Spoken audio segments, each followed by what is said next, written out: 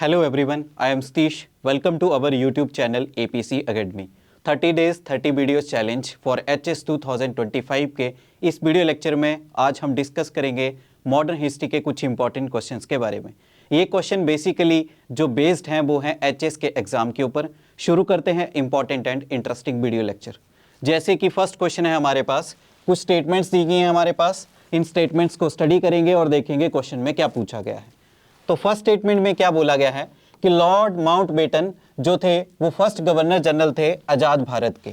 Second statement में क्या बोला गया है, लॉर्ड विलियम बेंटिक जो थे वो फर्स्ट गवर्नर जनरल थे इंडिया के चार्टर एक्ट 1853 के अंतर्गत। इसके अकॉर्डिंग अब हम इन स्टेटमेंट को स्टडी करेंगे और देखेंगे कौन कौन सी स्टेटमेंटें सही हैं और कल। फर्स्ट स्टेटमेंट की बात करते हैं तो लॉर्ड माउंटबेटन जो थे वो आजाद भारत के पहले गवर्नर जनरल थे।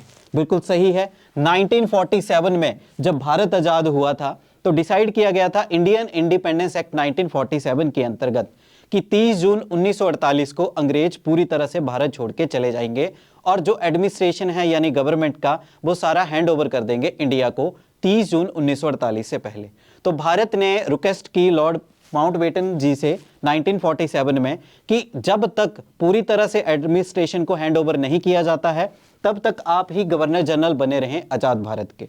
तो उसी के अकॉर्डिंग पहले गवर्नर जनरल आजाद भारत के बने थे लॉर्ड माउंटबेटन, और जब 1948 में अंग्रेज चले गए तो पहले गवर्नर जनरल इंडिपेंडेंट इंडिया के पहले भारतीय बने थे सी राजा गोपालाचारी।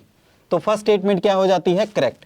सेकेंड स्टेटमेंट की बात करते हैं तो जो आपका चार्टर एक्ट था 1853 ये बिल्कुल गलत है। 1833 का जो चार्टर एक्ट था उसके अंतर्गत लॉर्ड विलियम बेंटिक को ब्रिटिश भारत का पहला गवर्नर जनरल बनाया गया था और ये स्टेटमेंट जो था वो सिंगल एक क्वेश्चन में पूछा भी गया था यूपीएससी के एग्जाम में। तो इसके अकॉर्डिंग सेकंड स्टेटमेंट क्या हो जाती है आपकी, इनकरेक्ट। अब देखते हैं कि क्वेश्चन में पूछा क्या गया है कि इनमें से कौन सी स्टेटमेंट जो है वो करेक्ट है। तो इसके अकॉर्डिंग फर्स्ट स्टेटमेंट करेक्ट है, सेकंड इनकरेक्ट। तो ए आ जाएगा आपका करेक्ट आंसर कि first statement is correct and second is incorrect. Next question के बारे में बात करते हैं तो यहां हमारे पास क्वेश्चन पूछा गया है कि इनमें से कौन सा पेयर जो है जो करेक्टली मैच नहीं होता है। तो यहां पे हमारे पास कुछ एजुकेशन कमीशन और कमेटीज दी गई हैं और उनके ईयर दिए गए हैं कि किस वर्ष उनको स्थापित किया गया था। फर्स्ट की बात करें तो फर्स्ट है सैडलर यूनिवर्सिटी कमीशन जिसको 1917 में बनाया है। सेकंड बोला गया है हंटर एजुकेशन कमीशन जिसको 1887 में बनाया गया है।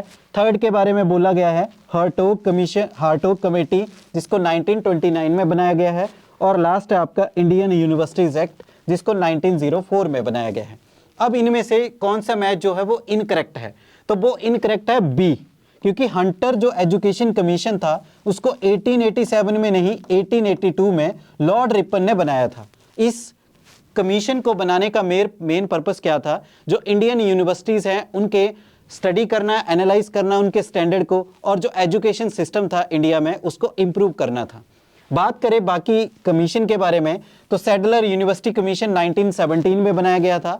इसका पर्पस था जो कलकत्ता यूनिवर्सिटी थी उसकी क्वालिटी एजुकेशन को चेक करना और जो भी प्रॉब्लम्स उस यूनिवर्सिटीज में आ रही थी उन प्रॉब्लम्स को रिजॉल्व करना।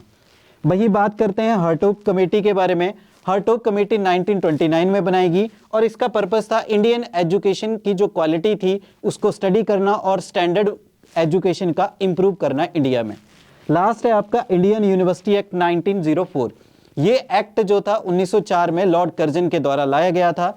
इसके अंतर्गत क्या था, जो इंडिया में यूनिवर्सिटीज थी उनके अंदर जो स्टडी सिस्टम था उसको स्टडी करना, और एक नया सिस्टम इंट्रोड्यूस किया गया मेरिटोक्रेटिक सिस्टम जिसमें बेस्ड ऑन मेरिट जो थे वो रिजल्ट्स निकाले जाते थे। वो सिस्टम 1904 में इस यूनिवर्सिटी के अंतर्गत लाया गया था।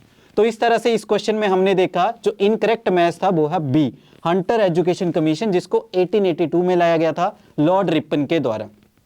तो इस तरह से इस वीडियो लेक्चर में हमने मॉडर्न हिस्ट्री के दो इंपॉर्टेंट क्वेश्चन देखे जो कि आपके एचएस एग्जाम के लिए इंपॉर्टेंट है। अगर आप लोग भी एचएस की स्टडी करना चाहते हैं तो जुड़िए हमारे प्लेटफॉर्म एपीसी एकेडमी के साथ। 16 जनवरी से हम एचएस 2025 के लिए बैच स्टार्ट करने जा रहे हैं। Thanks for watching.